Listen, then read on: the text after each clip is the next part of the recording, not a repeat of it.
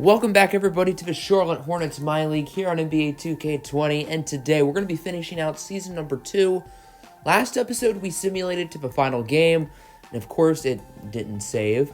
So we have to resimulate. Not much has changed. I think we have one less win this time around.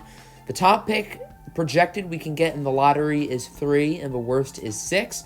That is the same from the original simulation. So, as you can see, not a lot has changed, which is fine.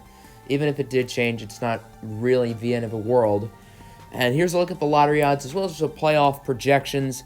We got the 76ers, who have clinched the number 1 seed in the Eastern Conference. And we have a big 8 seed battle. Raptors, Hawks, Pistons, all 38 and 43. Cavs at 38 and 44. They're sort of eliminated. And then in the Western Conference, it's the Los Angeles Lakers with the best record in basketball. Originally, the Suns and the Pelicans were competing for the 8 seed, but now the Suns have won that outright. So game 82 of the NBA season is here at the Madison Square Garden. Hornets taking on the New York Knickerbockers. And a matter of two teams who will have high lottery odds. Neither of these teams were too hot this year. Hornets at 28 wins currently. Knicks sitting at 25. But these are two young, talented teams. One in a small market, one in a big market where they think they can acquire free agents, even though they can't. Nice fadeaway 3 from P.J. Washington. Knicks up 2. They're going to double that lead with a layup from Alonzo Trier. Knicks up by 4. Here's R.J. Barrett, the former number 3 overall pick out of Duke, driving inside for the layup. Nice game in this one for R.J. Barrett. And then the rookie out of UNC, Cole Anthony, for 3, giving the Knicks a 9-point lead. As here is Dennis Smith Jr. showing off the moves, no good. But Derek, let me do you a favor. Derek Favors with the putback. Knicks up pretty big as Devontae Graham's layup is off, but Bruno Fernando gets it back, and he is swatted. Not in my house, says the big man. Derek Favors with the block. Kevin Knox with the drive. Knox putting Miles Bridges on skates, and then he loses it. Fernando with the steal, and then Justice Winslow going upstairs where Grandma hides the cookies. So here comes the Hornets. Devontae Graham. Nice pass over to Monk, who finds Justice Winslow for 3, beating out the shot clock. Hornets down by 4 now as DSJ loses it. Stolen. Devontae Graham with it. Hornets trying to run a break as Miles Bridges puts that man on skates. He misses the shot, however, but Bruno Fernando is there to put it back, so it's not the end of the world. Charlotte up by 2 as here's DSJ trying to drive by Devontae Graham. And the Knicks now getting mean with the screen. Julius Randle with the dunk, and then R.J. Barrett with a dunk of his own. So now it's 26-30 as the ball is poked out by Winslow. Knicks get it back as Damian Dotson gets the toilet roll lawn 2 ball. And then Dotson wide open in the corner. Another lawn 2 from a former Houston Cougar. So now the Knicks are up by 10, looking good. Nice pass inside for Cole Anthony, the lottery pick in this year's past draft class. 26-38, Alonzo Trier now with the layup, former Arizona Wildcat, and then a dunk for Derek Favors. Knicks up big, and they're going to get up even bigger as Derek Favors with another dunk. And then here's Cole Anthony trying to get it inside, but Miles Bridges says transaction denied. And then P.J. Washington would hit the layup. Nice game in this one for Washington, who's had a little bit of a sophomore slump pretty much all season, only averaging about 10 a game after putting up 18 per contest last year as Mitchell Robinson hits the mid-range shot. Late in the first half, Green Bean Machine. That's Bruno Fernando beating the buzzer. On in the second half, you can't Randle the truth. Julius Randle with the dunk. Knicks up by 7. As R.J. Barrett pump fake over to Anthony in the corner. Nothing but net. As Anthony from the land of far, far away.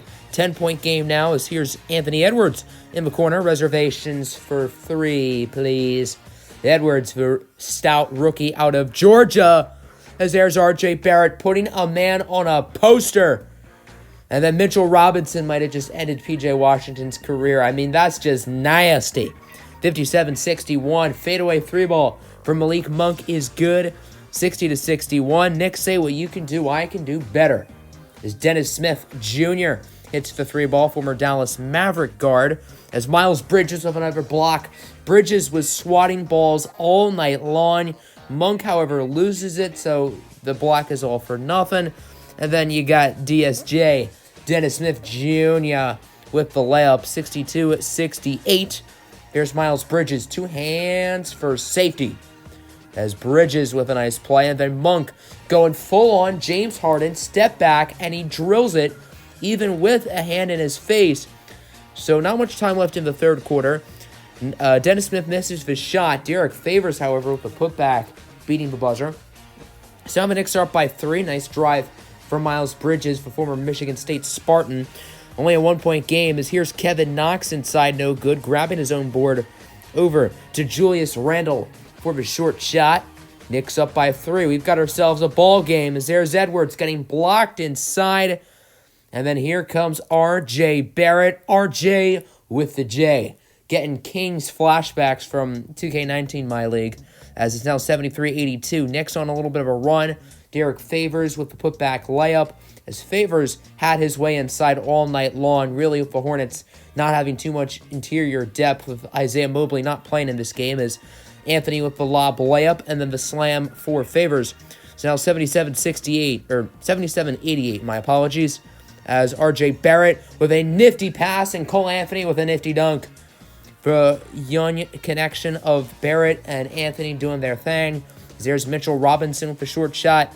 And then the next possession, Robinson with the hook shot. Balls deep, am I right? 79-94 now. Here's Cole Anthony. No good, but Mitchell Robinson is right there over to Randle. Spin move, showing off his inner Todd Gurley impression. Hitting the layup, 81-96 now, as Alonzo Trier trying to drive inside. He loses it. Bridges with the steal. Hornets trying to make a nice little comeback, and plays like that will help, as Anthony Edwards throws it down. 13-point game. Knicks get the steal a few seconds later, as here's Alonzo Trier over to Anthony, whose pass is intercepted by Washington. Maybe the Hornets have a fighting chance, as Bridges step back, splash. Nothing but net for Miles Bridges. 86-96 now is R.J. Barrett. Nice defense from Porter Jr. However, R.J. Barrett gets it back, and that's how this one would end, as Kadeem Allen will dribble out the clock, and the New York Knicks finish the season off on a high note. 100-90 victory over the Charlotte Hornets. This game really does not have any implications on the playoffs, nor does it have any implications on the lottery. The Knicks will have the second best odds, and the Hornets will have the third best odds. Not the way Charlotte wanted to end the year, but I mean, this year was not about winning games. It was about letting the young guys progress. So here's a look at the end of season awards. Anthony Davis wins MVP of the Los Angeles Lakers. And Anthony Davis headlines what could be a huge free agency class. Guys like Paul George, Giannis Antetokounmpo, Kawhi Leonard, all could be free agents. James Wiseman wins Rookie of the Year. Personally, I think it deserves to go to Anthony Edwards. I want to override it, but we're not going to do that. We're not about that life here on this channel. Wiseman nearly averaged a double-double, putting up about 20 points and 9 rebounds a game. So he played very well this year. I just think Edwards is a tiny bit better.